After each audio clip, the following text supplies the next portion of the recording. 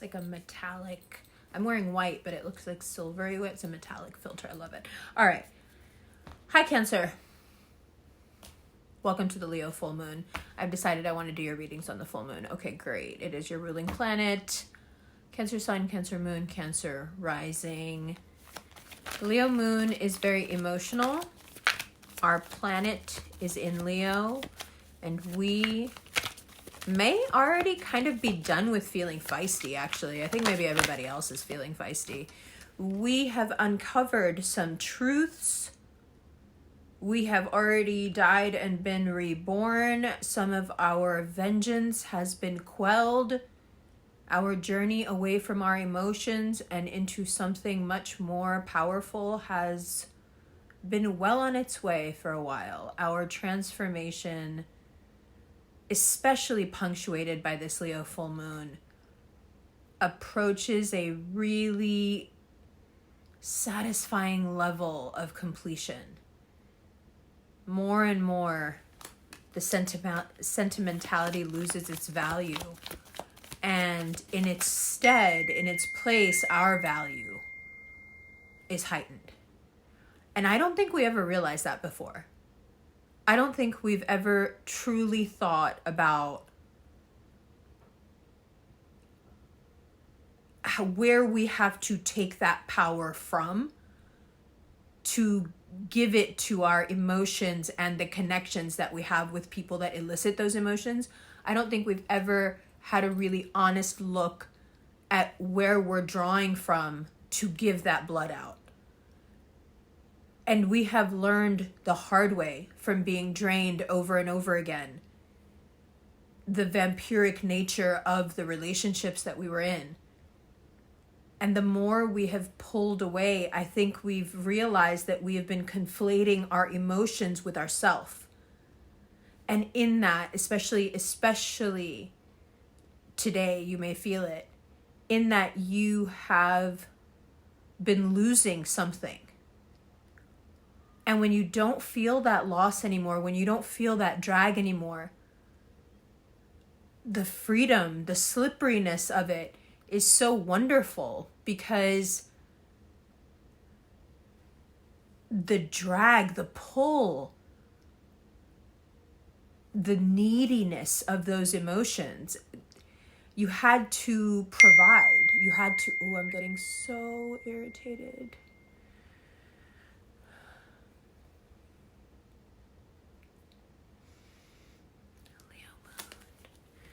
Leo moon. It's okay. No one's trying to bother you. Jupiter's direct. This is the bottom of the deck. Jupiter's direct.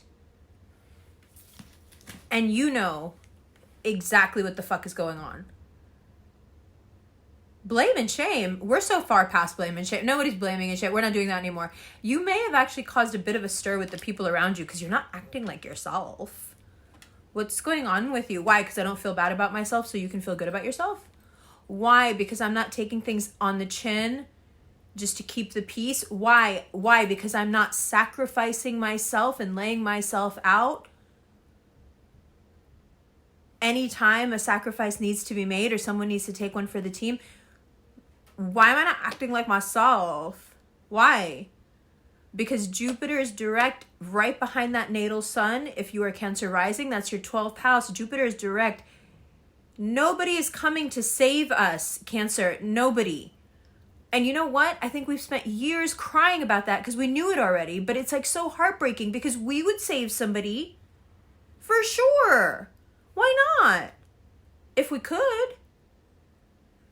But we, oh my God, it's taken us so long to realize that just because we would save somebody, just because we have been that fucking lifeboat for so many people, doesn't mean that anybody was ever coming to save us. I think we were counting on a sense of reciprocity out there somewhere, that someone was going to show up and do for us what we've been so dutifully doing for everybody else. And then there's that there's that aha moment. I want to say it was 3 or 4 months ago. For some of you, you may be more advanced. Maybe it was before that. And some of us that have like dragged along and made like a couple more mistakes, you know, just get them in there. But now it feels like everybody's on board with understanding that there is nobody coming. You're going to, you saving yourself now depends on the practicality of your actions. And the good news is that your actions are quite practical. You know why? Because your head's screwed on straight. Because it's not about emotions anymore. This is someone who is, yes, very watery, very in touch with who they are and what they feel and how they are. But they have a plan. And that plan, even though it may be built on how they feel about themselves, it's not built on how they feel about anybody else. We've taken other people out of the equation. And surprisingly, because I think that's the part of the equation we've been living for, is the other people part. Surprisingly, this solitude has produced a creature that has quite a lot of ambition. Okay, this is I have it written here, a lonesome but necessary shift. Because now you also have Venus moving into Cancer rising, your 10th house, okay? So career, reputation. Even if you believed in the romantic fantasy that there was somebody out there who was going to complete you, you're too practical and too much of a mom and too much of a cardinal sign to ever truly have believed that somebody out there was going to financially take care of you and that was going to be enough. And even if you're one of those people that has been, alhamdulillah, financially taken care of for a long time, something has shifted within you. You may have realized that that financial freedom comes with its own shackles, comes with its own limitations. You may have realized that perhaps somebody was taking advantage of you because they were financially providing for you. You may be running a business and thought that something was miraculously going to come in and change the situation that you have dropped the ball on. But from now until mid-March, you put all the, ooh, I wish and I hope, and you're just not there anymore. It's not cynical. It's just pragmatic and practical. And there's so little doubt now about what's important. There's so little doubt. And you know what? I may not even put this on YouTube. This may just be for Patreon because I'm like really getting into the idea of just doing videos for Patreon. There is a sense right now of certain people who just had you in a spot and they've been taking advantage of you, and they've been taking advantage of you for a while. And like there's just something that snaps at this full moon. You just don't care how this ends. It doesn't have to be a romantic situation. It could be anything. But you just don't care how this ends anymore. You're done with being afraid of that authority, that institution, that thing that you felt was oppressive and you had to do what it wanted you to do, whether that's culture, a parent, a partner, a marriage, something, you know, your dynamic in a marriage, a boss, okay, and an ideology perhaps that's been hanging over your head. You see the flaws in your thinking now. You see the flaws in the depth with which you adhered to what they wanted. You see how you gave yourself up and left yourself unattended long enough to be taken advantage of because there was something about that authority that overwhelmed you, maybe intimidated you, maybe scared you. Okay?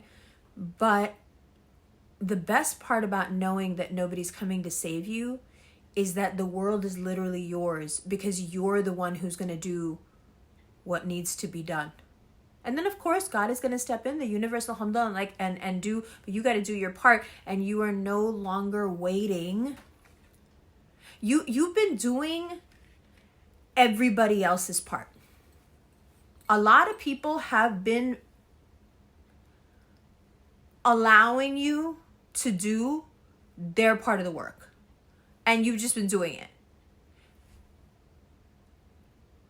when you stop doing their part of the work, so for some people, this is going to manifest as like, I have been overpaying my landlord for years and years and years, and he's just been lying to me. And he didn't realize that one day I would catch on all at once and no longer have any respect for him and no longer feel any loyalty or any sense of obligation to him. It can be something like that. It can be you realizing that you've been in a partnership, a marriage, a relationship with someone who has two very distinct faces, and one of them is so ugly. And Mars in Cancer, Mars in your sign, has been trying in its own like very out of it, sleepy, drugged up way, the way that Cancer's been throwing Mars around. It's been trying, especially through your dreams, it's been trying to tell you that that thing, that person, that situation is like a trap. But it took you until now, perhaps even until today, perhaps until this reading, for you to be like, oh shit, yeah, no, that actually is a fucking trap. It is a fucking trap. And Mars is smart. Even though it's doped up, it's smart. And it's a kind of intelligence. You know what Aries are like. It's the kind of intelligence where you're like, how do you know that? Or how did you just think of that? Or that was quick. Just so fast, so impressive, so sharp, right? And at the right time, not 2 days later when you don't need that comeback anymore, not 10 minutes later when the conversation is over. Now. So Mars, even though it's in your sign, and even though it's sluggish, and even though it's confused and it's getting rolled by the tide, that instinct, that like killer instinct, is always there. And getting tousled by the waves is not enough to burn that energy out. It's just a slow burn deep underneath somewhere, right?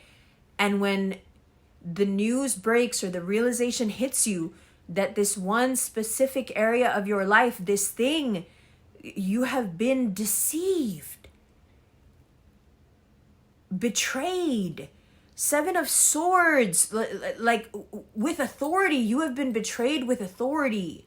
You looked up to this person or trusted this person or believed, in many cases, is that you believed this person was virtuous, which maybe a lot of people don't realize how important that is to us. But you wake up from it and you're like, I don't owe this person a fucking thing. I don't even owe them like just general polite. Now, I don't even owe them a phone call. I don't even owe them a conversation. Like, this is it. We're done. I'm done. The Leo full moon is the perfect time for you to express this. It's the perfect time for you to get into this energy and just allow yourself that little bit of pushback. You know, it's a little scary when you've been afraid of someone or something, or a situation seems like a little intimidating for you. It's a little scary to push back, even when you realize that you've been betrayed, deceived, stolen from, whatever it is. Yeah, it's intimidating. But you know what?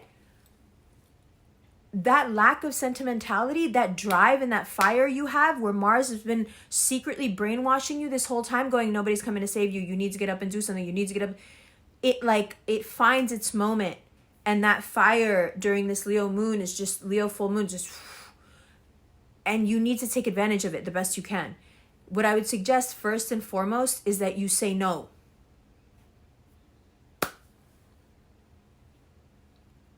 I would actually go far enough to say, don't say anything at all. This is when you use that talent of disappearing to your advantage, okay? Now, the other thing that I want to talk to you about has to do purely with self. I think there's something about this Leo full moon and the month that comes from now until the next full moon. I think there is an awareness of our sides that we see an angle of ourself from the side that we've never seen before, that we don't know we are. You know, you ever see a picture of somebody and you're like, oh, she's cute, and you realize it's you, or like maybe that's a bad example, but like, or you'll see someone really wearing something nice and it's the same thing you have and you're like, that's exactly what I was thinking. Like, there are ways that we see each other. There are perspectives that we have of ourselves that are rare. You know, it's not the head on, like, what we think we are. Sometimes we get these glimpses from other vantage points. Sometimes the world reflects us back to ourselves at such a obtuse angle that we're like, whoa, that's me? That's also me? Now, those moments, whether they've happened in the last like 7 days or they're coming up on you now, those moments are twofold. On one hand, you're completely humbled because you didn't know that was you. And on the other hand, you're very inspired and you get your ass going. You're like in fucking motion because you're like, oh, I didn't realize that was me. And maybe that prompts you to go, I need to fucking change this. You know, I still remember, it's a stupid example, but I still remember the moment after I had a kid where I had to step back and look at myself differently and go, oh, my body's not going to work like this anymore. I'm going to have to start doing other things if I want to maintain a certain weight, a certain body type. Like, I actually saw a rare angle of myself completely from the side in a mirror. And I saw the back of my legs. I think this was when Baba was like 9 months old or something. And I was shocked that that's how I looked. I just didn't know that's how I looked. I can't explain to you why I couldn't see it. When I turned around and looked at it, I couldn't see it. But from that very strange angle with this huge mirror that just happened to be up against the wall and me wearing shorts and me sitting there just being really comfortable and really cool and just, you know, having fun. And I looked over and I was like, what's going on with the back of my legs? What is that? But now transfer that to like an existential, like this is on a soul level. You're seeing angles of well, for some of you physically as well, you're seeing angles of yourself that you're like, oh, I should do something about that. Maybe it's finally time to do something about that. Maybe that's part of why things don't feel quite right, because I haven't been getting the whole picture. And now that I have it, I'm not afraid to make moves because I know what I see. It's hard to put things in motion. It's hard to save yourself when you don't have the right motivation, and that right motivation usually comes from a perspective that you didn't expect. The normal things that motivate people don't really work on us. I think there is a really dreamy ADHD element to Cancerians that predisposes them for a world, not this one, for a much different world. So it takes something else to inspire us. But if you know many Cancerians aside from yourself, you'll know that one of the strongest driving factors in a Cancerian's life is vanity. Social, physical, financial, it's vanity. It's vanity. But your vanity is put to very good use as it kind of obliterates the view you have of yourself now and replaces it with what's really happening so you can get to work. It's the motivation that you've been waiting for to spark you into actually doing what you need to do. So everything we talked about in the general, right? A few weeks ago, everything we talked about that bigness, the Leo full moon has given you that side view of yourself, which for Cancerians is like actually very important because that's how you move. And now you finally have that catalyst to do your big thing. Do the big one. Do your big one. Okay? Don't let this opportunity, don't let this day go to waste. Even if it means that you sit down for 20 minutes and you meditate on what you truly want, even if that means that you sit down and you give yourself a little pep talk, because no matter what it is you see from these strange perspectives, you still love yourself, and it's all just motivation to get your shit together. But take a little time to visualize what that looks like, what it's going to feel like, what it's going to sound like, what it's going to smell like. What are you wearing? Where are you going? Who are you with? What happens there? Okay? It's on its way. It's on its way. Love you.